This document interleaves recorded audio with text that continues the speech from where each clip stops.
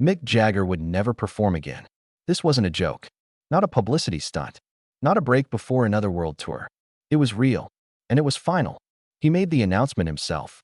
And just like that, he walked away from the stage. The world froze.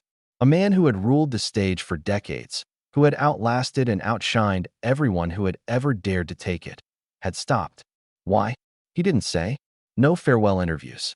No emotional speeches about how hard it was to leave music. Just 5 words. I'm done. And that was enough to set off a storm. Even those closest to him were stunned. Mick had always said he would die on stage. But now, he was walking away on his own. What had happened? Rumors spread like wildfire. He was sick. He was broke. His past scandals had finally caught up to him. He couldn't take it anymore. He was running. But he stayed silent. And that only made people angrier. The world hated mysteries, especially when they involved the man who had become a symbol of immortal rebellion. He was called a coward, a traitor to the stage, a man who had turned his back on the music that made him. But no one knew the truth, because this was a different story altogether. And when it finally came out, everything would change. A smoke-filled bar, a small stage, the sharp scent of cheap beer and worn-out dreams. A young man, no older than 20, stood before a microphone. His fingers trembled as he struggled to find the right rhythm on his guitar. The crowd was indifferent. No applause, no encouragement. But at the back of the room, a man in a hat and dark sunglasses sat motionless. Not blinking, not moving, just listening. Once upon a time, there had been another boy. In London, his pants were too tight. His shirt was too loose. He had no money, no producer, no connections. But he had a voice.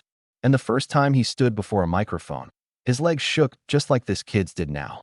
He knew what it felt like to sing for an audience that didn't care, to feel like one mistake could be the end.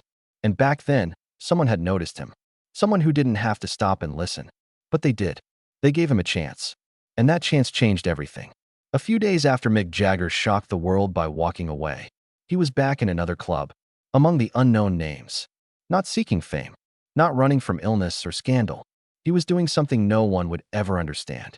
He was paying back a debt, because once upon a time, someone had given him a stage. And now, it was his turn to do the same. Quietly, without cameras, without names. This was his final mission. But the world hadn't figured that out yet. Mick Jagger never liked explanations. He had always preferred action over words. And even now, when the world demanded answers, he had no intention of giving them. He simply did what he had planned all along. The final Rolling Stones concert sold out in minutes. A legendary stadium, a stage lit up in gold, tens of thousands of fans ready to witness the end of an era. They expected something grand. They wanted to hear his final roar, to see him sprint across the stage one last time, to watch history close its chapter. But Mick had something else in mind. When the moment came, when the spotlights should have hit him, they didn't. Instead, they lit up them. The young musicians, the unknowns, the kids who, just yesterday, had been playing in tiny clubs for empty seats. They stood frozen, too stunned to move. And only when Jagger smiled and nodded did they understand. This was their moment. He was no longer the star. He was the one passing the torch. The crowd didn't understand. This was supposed to be his farewell. They had come to say goodbye to him, not to listen to a bunch of nobodies. But then, the first chords rang out. The young voices filled the night. And suddenly, everyone felt it. Something familiar. Something alive. The spirit of rock and roll. Not as a museum relic, but as a force that refuses to die. And at last, they understood. This was his answer.